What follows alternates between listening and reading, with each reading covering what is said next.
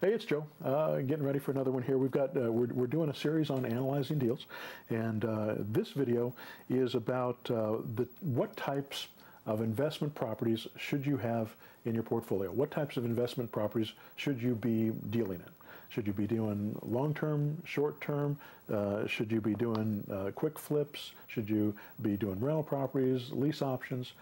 There's a place in your portfolio for all of these things, but what you want to do is find a balance. Anybody that works in just one of these strategies isn't going to be able to maintain themselves. If all you're doing is long-term investment strategies and you're buying properties with cash, you're going to run out of cash.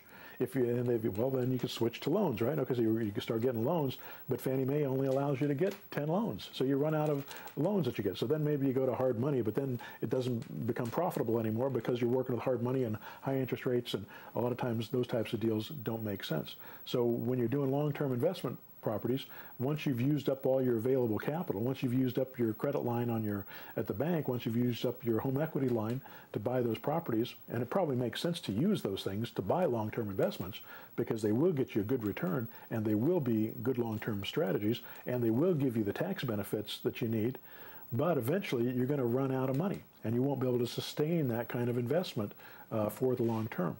So you've got to do some things with it. One, you could sell those properties to investors.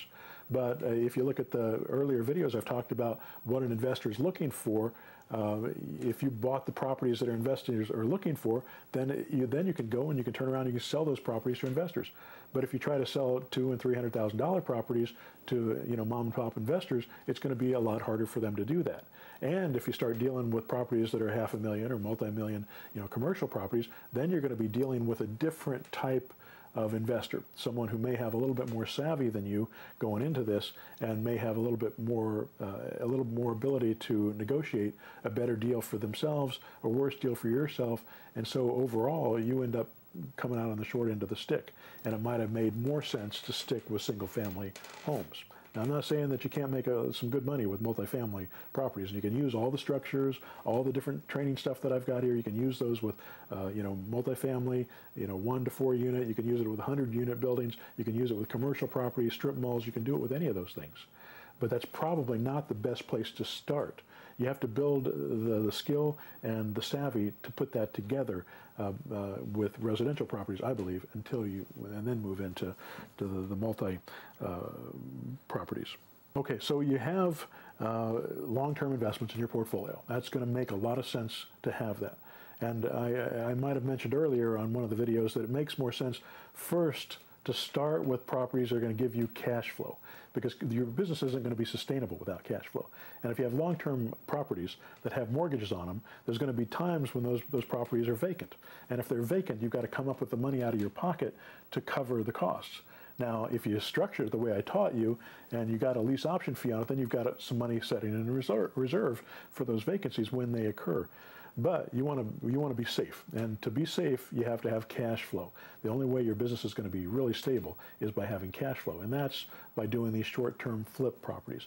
I prefer to see people get into doing the for rent method, flipping deals, and all they're doing is getting a hold of a property, controlling it, finding a buyer for that property, assigning their right to buy to that buyer, taking a chunk of money, passing that buyer to the seller, in and out of the deal. You don't get a loan.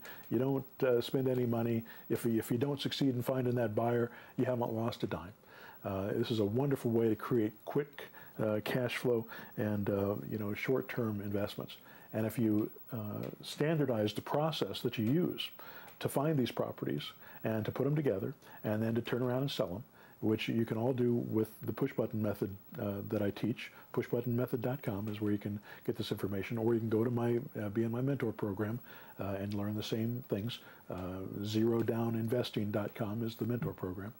But if you learn those techniques and turn it into a business that produces money over and over again, and you turn it into a system, and you make that system run on autopilot through automation and through outsourcing, and you step back, then you're going to have time to start looking at buying the long-term investment properties. And that's the next thing that you go after. So you're going to want both of those things in your portfolio.